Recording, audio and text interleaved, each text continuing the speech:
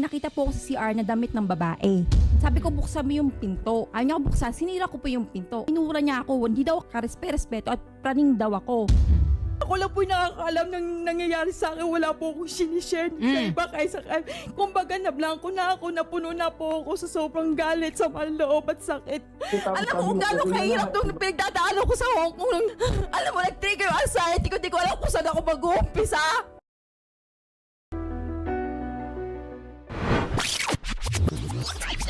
Si Fatima ay nauwi lang galing sa Hong Kong. Nakabakasyon ka lang or for good ba ito? Nawalan po ako ng trabaho nang dahil din po sa kanya. Bakit? Kasi po, yung hiniram po niya sa akin pera is yung pambayad ko po talaga yung sa loan sa bangko. Ngayon po, ang nangyari po, ilang beses po ako nagmakaawa sa kanya na ibalik niya sa akin yung pera kasi pambayad ko yung sa loan.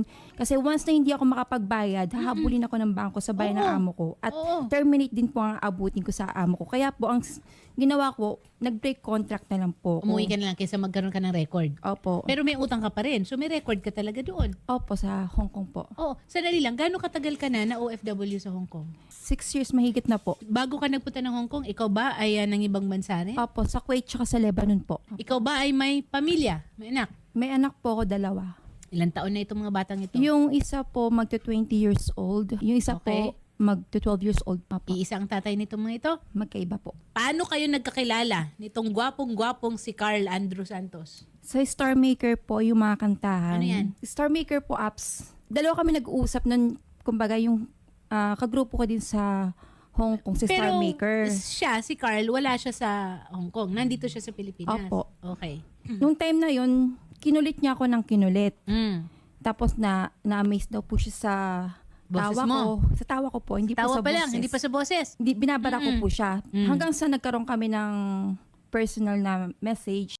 Hindi ko alam bakit ang daming OFW na naliligaw ng landas. Si ate, nagpatulog na niloko siya ng boyfriend niya. 4 months pa lang sila ng lalaking ito. Niloloko sa pera, niloloko sa may babae di umano yung lalaki, etc. Imagine mo, no, losing your job because of the money that you loan in Hong Kong only for this guy. Doesn't worth it. For real. Imbis na sana itong niloan ni ate, kung magkano man yon sa bangko sa Hong Kong, ay inilaan na lamang sana niya, no, sa kanyang 2 anak na magkaiba din ng